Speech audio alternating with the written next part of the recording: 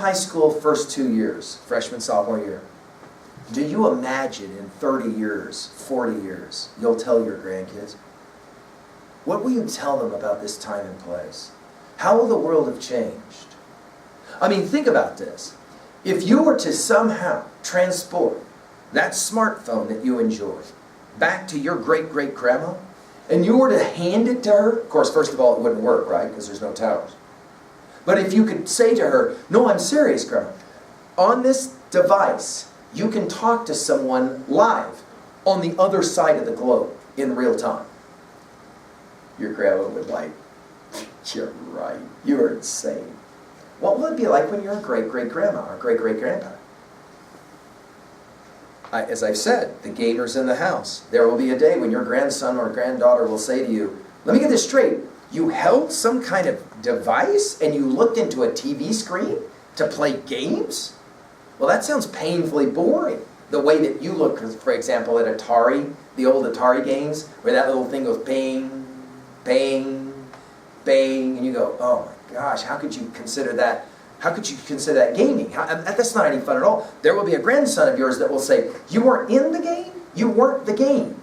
You were somehow playing the game? I mean, how boring is that? And it will be at that moment that you'll come back to this realization of the things that are lost, the things that are remembered.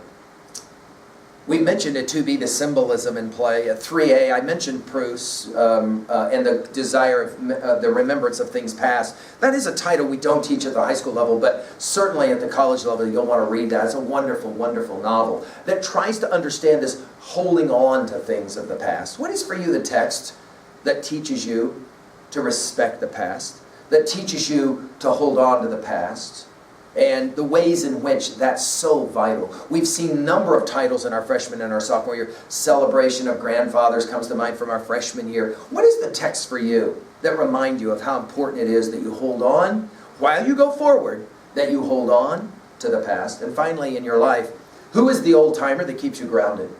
Who is the oldest person in your family still alive? What do you know about him or her? Do you show them respect? Do you give them their accorded respect?